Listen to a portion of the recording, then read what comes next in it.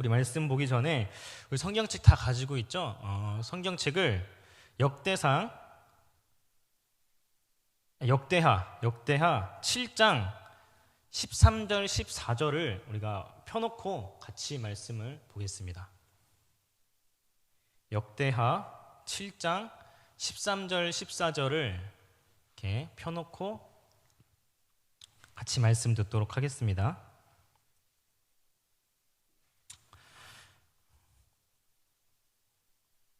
오늘 말씀의 제목은 하나님의 회복의 원리라는 이 말씀을 제목을 가지고 여러분들과 함께 말씀을 나누려고 합니다.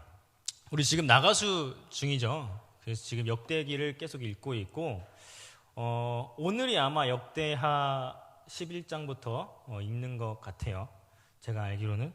그래서 지금 역대하를 들어갔고 우리가 지금 역대하를 읽으면서 제가 성도님들과 같이 공감하며 말씀을 어떻게 하면 나눌 수 있을까 해서 오늘 이 본문을 정했습니다.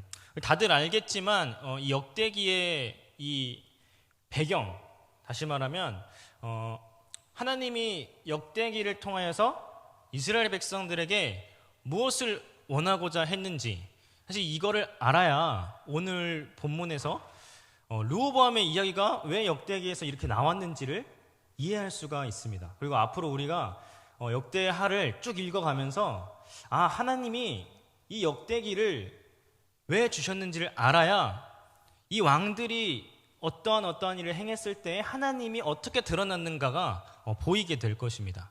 사실 성경을 읽으면서도 이 왕들이 어떻게 되었는가가 중요한 것보다도 이 하나님이 이 왕들을 어떻게 사용하시고 그로 인해서 하나님이 어떠한 분이신지를 아는 게 더 중요합니다. 그런 의미에서 우리가 역대기를 어떻게 하나님이 이스라엘 백성들을 향해서 왜 주셨는가 간단하게 설명하자면 이 역대기를 줬을 때 이 이스라엘 백성들의 상황은 바벨론에서 포로에서 이제 돌아온 지 100년이 지난 시간이었어요.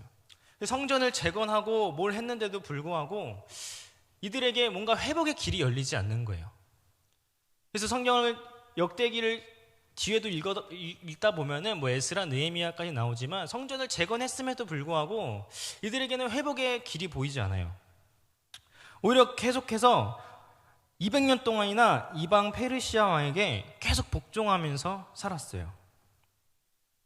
그래서 말라기서에서는 이런 이스라엘 백성들의 원망을 담고 있는데 말라기 2장 17절 말씀 보면은 이렇게 나와 있습니다. 우리 같이 읽어보도록 할게요. 시작. 너희가 말로 여호와를 괴롭게 하고도 이르기를 우리가 어떻게 여호와를 괴롭게 드렸나이까 하는도다.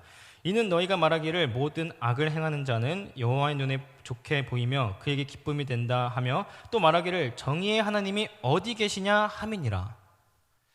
이들이 포로에서 돌아왔음에도 불구하고 계속 이러한 상황에 있으니까 또 학개 선지자는 이스라엘 백성들에게 야 너네가 회복될 거야, 성전을 건축하고 이러면 하나님께서 회복을 주실 거야 라고 한 그 믿음을 가지고 성전을 재건했단 말이에요.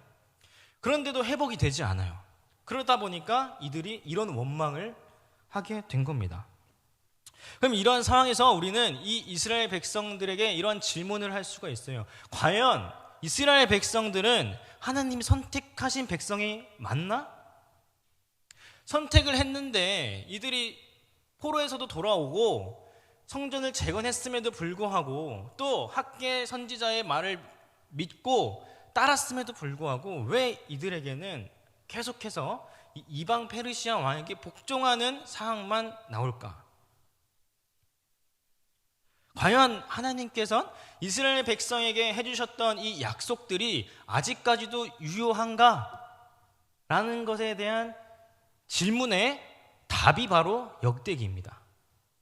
그래서 그 중에서 오늘 본문 이 르호보암의 이야기는요, 그러한 이스라엘 백성들에게 하나님께서 이렇게 말씀을 하시는 거예요.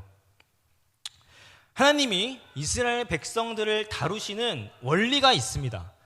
구약에서부터 창세기서부터 이 구약에서 하나님께서 이스라엘 백성들을 다루시는 원리가 있어요. 많은 원리들이 있지만 오늘 이 르호보암을 통해서도 하나님께서 말씀하시고자 하는 것은 무엇이냐면,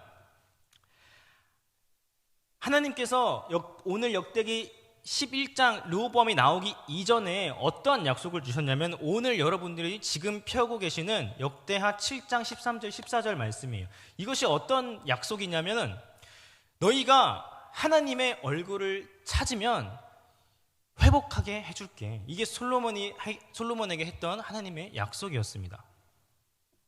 그 다음에 하나님이 역대하 10장부터 36장까지의 긴 이야기를 통해서 하나님이 이 솔로몬에게 했던 약속을 어떻게 이행하시는가를 보여주는 거예요. 그 보여주는 것의 첫 번째 예가 르호보암의 이야기예요. 그래서 우리가 르호보암의 이야기를 그렇게 알고 있으면 돼요. 르호보암은 그냥 하나의 왕이, 남유다의 왕이지만 하나님이 르호보암의 행동에 초점을 맞추는 것이 아니라 하나님의 이 긴 원리 속에서 과연 르호보암이 어떻게 사용하게 됐고 그 주변에 있는 남유다의 백성들이 어떻게 했느냐, 그렇게 해서 하나님이 어떤 분이신지를 우리가 알기를 원하는 마음으로 이 르호보암의 이야기부터 썼다라는 거예요. 그래서 역대하 11장 배경을 보면은 이 북이스라엘의 제사장들과 레위 사람들이 남유다로 내려오게 됩니다. 그래서 13절 보면 그들의 모든 지방에서부터 르호보암에게 돌아오되라고 나와 있어요. 여기서 돌아오다라는 것은 곁에 서다라는 뜻인데, 결국에 그 여로보암의 통치를 받고 있던 북이스라엘에 있는 레위인과 제사장들이 지금 남유다에 있는 르호보암에게 돌아왔다라는 거예요. 왜 돌아왔냐? 그 이유가 14절, 15절에 나와 있어요. 간단하게 설명하자면은 이들이 여호와께 제사장의 직분을 행하지 못하게 했다라는 거예요. 거기서 예배를 드리지 못하게 했다라는 거예요. 그리고 북이스라엘 왕의 여로보암이 여러 산당과 수념소, 우상과 자기가 만든 송아지 우상을 위해서 다른 제사장들을 세운 거예요. 하나님을 숭배하지 아니하고. 그러자 북이스라엘에 있는 레위인과 제사장들이 남유다로 내려온 거예요. 어떤 마음으로 내려왔나요? 16절에 보면은 이스라엘 모든 지파 중에 마음을 굳게 하여 이스라엘의 하나님 여호와를 찾는 자들이 레위 사람들을 따라 예루살렘에 이르러, 여기까지만 읽을게요. 이스라엘 모든 지파 중에 마음을 굳게 하여 지금 남유다로 내려왔다라는 거예요. 여기서 말하는 굳게 하다라는 것은 원래 히브리어 의미는 설정하다라고 쓰여졌어요. 그러니까 마음을 설정한 거예요. 예를 들면 이것이 이 단어가 어떨 때 쓰여졌냐면은 다니엘서 10장 12절 말씀 보면은 이렇게 나와 있습니다. 그가 내게 이르되 다니엘아 두려워하지 말라. 내가 깨달으려 하려 내 하나님 앞에 스스로 겸비하게 하기로 결심했던 첫날부터. 여기서 나오는 이 결심했다라는 것과 여기서 역대하 11장 16절에 나오는 굳게 하여가 같은 단어입니다. 같은 의미예요. 그러니까 마음을 이제 밑에 남유다에 내려가서 하나님을 찾기 위해서 마음을 결심했다라는 거예요. 그리고 그 남유다 땅으로 내려갔다라는 겁니다. 16장 뒤에 보면은 여호와를 찾는 자들이라고 나와 있어요. 이게 다른 해석본으로 보면은 이렇게도 해석이 가능합니다. 이스라엘 하나님 여호와께 예배하기를 참으로 원하는 자들, 이렇게 나와 있어요. 그래서 이들은 이 본문 16장 또 16절, 17, 16절을 우리가 다시 한번 정리를 하자면은 제사장들과 레위 사람들이 하나님을 예배하기 위한 결심하는 마음을 가지고 남유다로 내려왔다라는 거예요. 이 이야기를, 르호보암의 이야기를 통해서 쓴 이유가 있습니다. 이건 이제 뒤로 가면 그 이유에 대해서 차근차근 설명이 될 텐데, 우리는 여기까지 이해되시죠? 북이스라엘에 있는 레위인들과 제사장들이 예배하기 위해서 마음을 결심하고 남유다로 내려왔다라는 거예요. 그렇게 되었을 때 17절에 보면 어떤 일이 일어났나요? 우리 같이 읽어보도록 하겠습니다. 시작. 그러므로 3년 동안 유다 나라를 도와 솔로몬의 아들 르호보암을 강성하게 하였으니 이는 무리가 3년 동안을 다윗과 솔로몬의 길로 행하였음이더라. 여기서 강성하게 하다라는 것은 회복시키다, 수리하다, 견고하게 하다라는 의미가 있습니다. 다시 말하면 이들이 예배하기 위해 북이스라엘에서 남유다로 내려왔는데, 그래서 하나님께 제사를 올려드리고 예배를 드렸을 때 하나님께서 이 르호보암을 강성하게 했다라는 거예요. 다시 말하면 회복시키셨다라는 겁니다.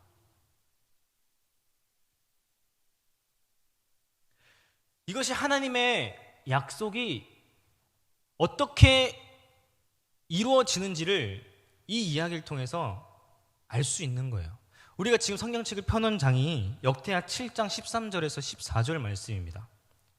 거기 14절 말씀 보면 하나님이 이렇게 약속을 하셨어요. 14절 말씀, 우리 성경책을 펴시고 있으면 같이 읽어보도록 하겠습니다. 시작. 내 이름을 일컫는 내 백성이 그들의 악한 길에서 떠나 스스로 낮추고 기도하여 내 얼굴을 찾으면 내가 하늘에서 듣고 그들의 죄를 사하고 그들의 땅을 고칠지라. 하나님께서는 이미 이렇게 약속을 하셨단 말이에요. 그리고 나서 르호보암의 그 이야기를 통해서 하나님의 어떻게 회복시키는지의 그 원리를 기록하고 있어요. 어떻게 하면 회복이 된대요? 내 얼굴을 찾으면. 여기서 내 얼굴을 찾다랑 북이스라엘에서 제사장들과 레위인들이 하나님의 얼굴을 찾으러 내려왔다 해서 그 찾다의 단어가 동일합니다. 그러니까 무슨 말이냐면은 이들이 하나님의 말씀을 순종했다라는 거예요. 하나님의 얼굴을 찾으러 예배하러 내려왔다라는 거예요. 그랬을 때 하나님께서 그 땅을 고치시고 회복하셨다라는 것입니다. 자, 아까 서두에서도 말씀했다시피 역대하 10장부터 36장까지는 이러한 회복의 원리를 어떻게 다스려 가시는가에 대한 하나님의 원리를 쓰고 있는 장이에요. 그래서 그 전에는 하나님의 약속이 있었고 이 약속을 어떻게 성취해 가시는가, 이거를 기록하고 있는 것입니다. 하나님의 약속은 분명히 성취가 됩니다. 회복될 것이다 라고 말씀을 하셨으면 분명히 회복됩니다. 어떻게 할 때 회복이 되나요? 우리가 예배를 드릴 때, 하나님 앞에 나와서 예배를 드릴 때 우리는 우리의 죄가 사하여지고 우리의 모든 것들이 회복이 되는 거예요. 이것이 하나님이 말씀하시는 겁니다. 하나님이 우리가 회복되기를 원한다면 교회에서 많은 일을 하고 밖에서 어떠한 일을 하고 물론 중요하지만 하나님이 원하시는 것은 그런 것들이 아니라 오늘 이 자리에서 예배를 드리는 일이에요. 심지어 이들은 북이스라엘에서 르호보암에게 되돌아서 그 마음을 그쪽으로 향하여 하나님을 찾으러 내려왔어요.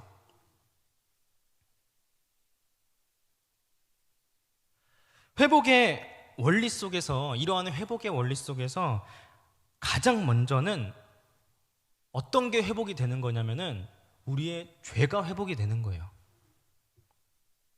우리가 죄사함을 받는 것은 예배를 통해 우리가 죄사함을 받을 수 있는 것입니다. 그러나 그런 예배는 우리가 지금 어디에서 드려집니까? 교회에서 드려지는 거예요. 거룩한 교회에서 드려지는 겁니다. 이러한 의미에서 말씀드리자면 이 죄사함과 이 교회는 연관이 있어요.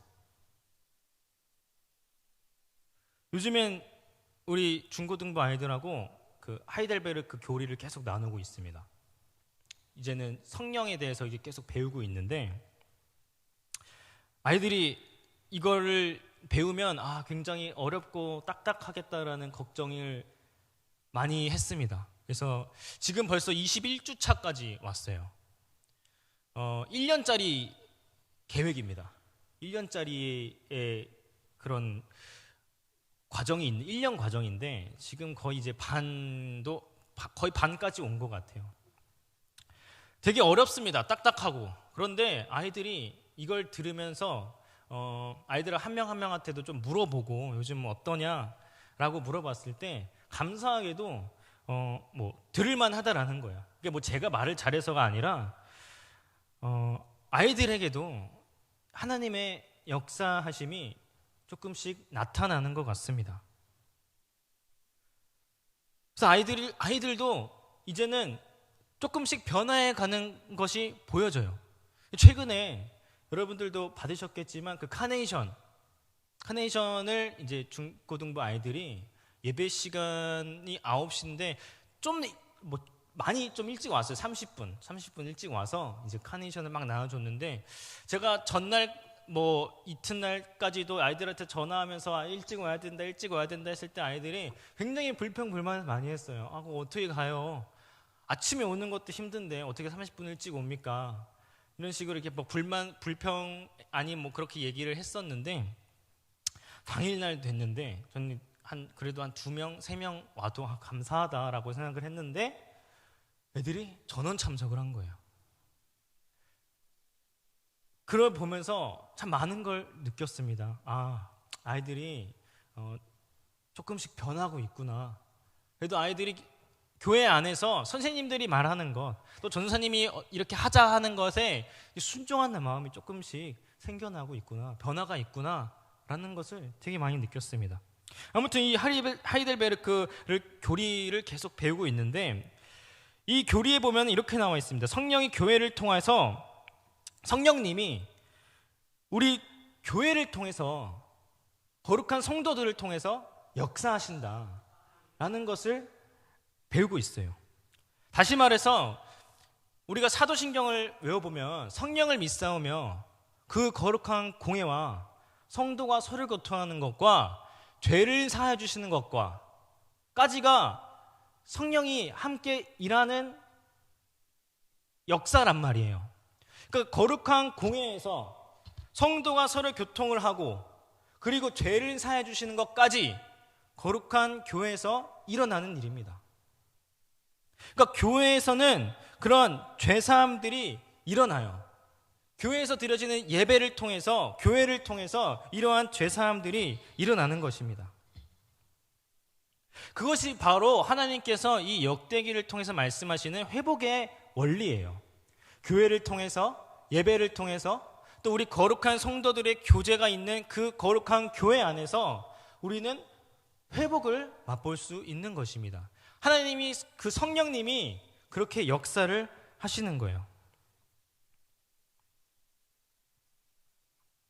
그래서 칼빈의 그 제네바 교리 문답에서도 이렇게 나와 있습니다. 104문에 보면 왜 죄사함에 대한 고백이 공교회에 대한 진술 다음에 있습니까? 라고 있어요. 이건 아까 제가 말씀드렸던 사도신경에서 성령을 믿사오며 거룩한 공예와 성도가 서로 교통하는 것과 죄를 사하여 주시는 것과 이것이 왜 공교의 진술 다음에 있냐라는 것에 대한 질문이에요. 이 답을 칼빈이 어떻게 대답을 했냐면 왜냐하면 먼저 하나님의 백성이 되고 그리스도의 몸인 교회와 한 지체가 되지 않으면 누구도 죄 용서를 받을 수 없기 때문입니다 라고 고백을 합니다. 이게 무슨 말이냐면은 우리가 그리스도의 몸인 이 교회랑 그리고 거룩한 성도들과 한 지체가 되지 않는다면 우리는 죄사함을 받을 수 없다는 얘기입니다. 그것은 곧 이 교회에서 교회에서 거룩한 성도들과의 교제가 있는 이 거룩한 교회에서 우리는 죄사함을 받을 수 있고 더 나아가서는 하나님의 그 회복의 원리가 그러한 상황에서 그런 역사가 일어난다라는 거예요. 그래서 교회에 나와서 예배를 드리는 것이 굉장히 중요합니다. 우리 지금 샬롬 축복 전도를 하고 있습니다. 우리 중고등부도 같은 날짜에 이제 친구들을 이제 초청 잔치를 하기로 했어요. 이걸 통해서 오늘도 아이들에게 얘기했지만 교회에 친구들을 데려와 하는 이유는 단순합니다. 왜? 이들에게 죄사함의 그 기회를 하나님 앞에 나와 죄를 사할 수 있는 그런 상황을 만들어 줘야 되기 때문이에요.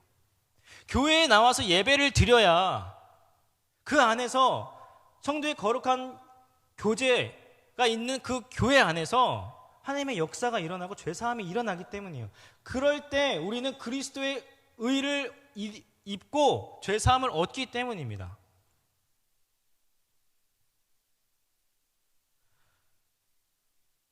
그래서 우리도 마찬가지입니다. 어떠한 상황에서든지 이 예배에 대한 기대와 갈망이 있어야 됩니다.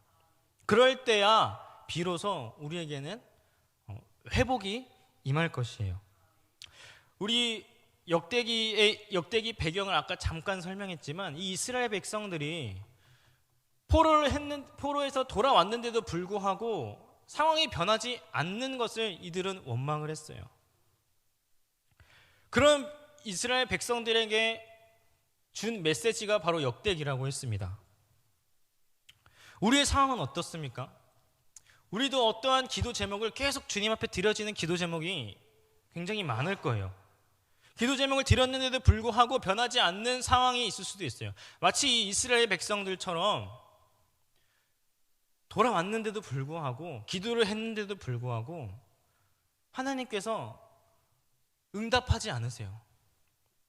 답답합니다. 그러나 하나님께서는 약속하셨어요. 우리를 회복해 하실 것이라고. 그러면 우리는 이 예배에 대한 간절함과 이들이 마음을 굳게 하여 여호와를 찾듯 우리도 마음을 굳게 하여 여호와를 찾는 우리가 되어야 할 것입니다. 적어도 오늘 본문을 통해서라도 또 교리에서 나오는 그러한 근거를 통해서 얘기를 하자면 우리는 이 예배 자리에 직접 나와서 예배를 드리는 게 하나님이 원하시는 것이에요. 우리가 코로나로 인해서 온라인으로도 예배가 드려지고 혼자 집에서 예배도 드려본 적이 있을 것입니다. 그러나 거룩한 성도들의 그런 교제가 없는 곳이라면 그것이 과연 이 성경에서 말하는 참된 거룩한 교회라고 할 수 있을까요?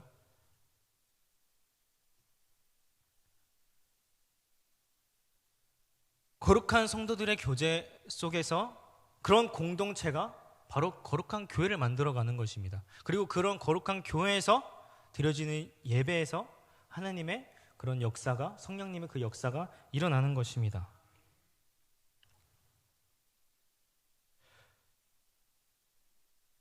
그래서 마지막으로 이 이야기를 같이 좀 나누고 마무리하려고 합니다. 우리 어른들은 예배를 드리는 것에 대해서 그래도 좀 경각심이 있습니다. 예배를 좀 나와야지 라는 이 마음들이 있고, 또 아까 오전에도 담임 목사님께서 말씀하셨다시피 우리 자녀들에게는 어떠한 믿음의 유산을 남겨야 하는지 저도 참 고민이 많이 되고, 또 담임 목사님께서도 그러한 믿음의 유산을 남겨야 한다라는 것을 많이 이야기합니다. 그런 의미에서 우리 어른들, 부모 세대들의 예배에 대한 그런 경각심들이 자녀에게 잘 전달이 되었으면 좋겠다라는 생각이 많이 들었습니다. 아이들은 교회에 나와서 많은 것을 배워요. 근데 일주일에 한 번씩 나와서 얘들아, 믿음은 이렇게 지키는 거야? 교리를 배우면서 성령님은 이러한 분이야? 이걸 일주일에 한 번씩 배웁니다. 근데 아이들에게 어떤 의문점이 들까요? 그래, 믿음은 이렇게 사용하는 거랬어? 성령님은 이러한 분이야? 근데 막상 학교에 가고 이 세상에 나가면 근데 나는 믿음을 가지고 있는데 이걸 어떻게 사용하는 거야? 성령님은 나와 함께 하신다고 하는데 그러한 믿음을 이 세상 가운데서 내가 어떻게 사용하는 거지? 라는 의문을 가집니다. 교회는 아이들과 또 모든 성도들을 위로하는 것도 있지만 더 중요한 것은 우리는 교회에서 양육되는 것입니다. 하나님을 알고 하나님이 어떠한 분이신지를 알고 우리 세상에 나가서 그러한 하나님이 어떠한 분이신지를 드러내면서 살아나가는 것이에요. 아이들도 교회에 나와서 믿음에 대해서 성령에 대해서 배워나갑니다.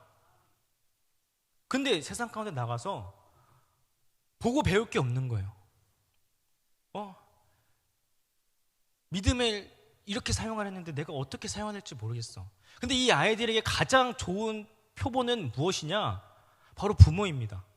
아이들은 부모의 신앙을 보고 부모의 믿음을 보고 자라납니다. 그런데 아이들이 교회에서 오늘 전도사님이 믿음을 이렇게 사용하랬어, 하나님을 향한 믿음은 이런 거랬어 하고 왔는데 집에서 부모님들이 돈 때문에 힘들어하고, 물론 힘들어할 수 있죠. 그러나 그런 것 때문에 가정이 흔들리고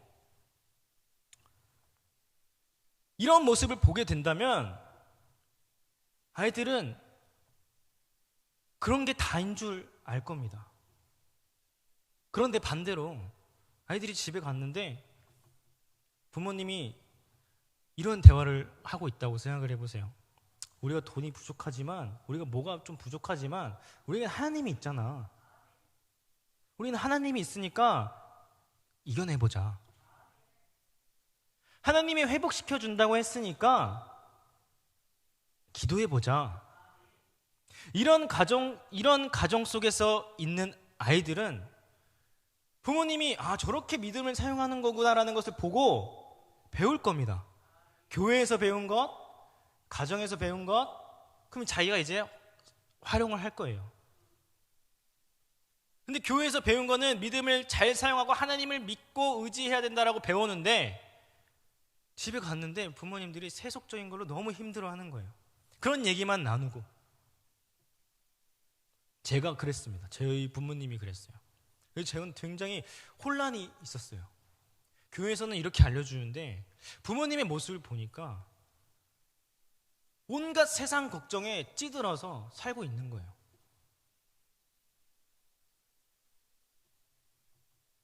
교회에서도 선생님들과 전도사님을 통해서 보고 배우는 게 분명히 있습니다.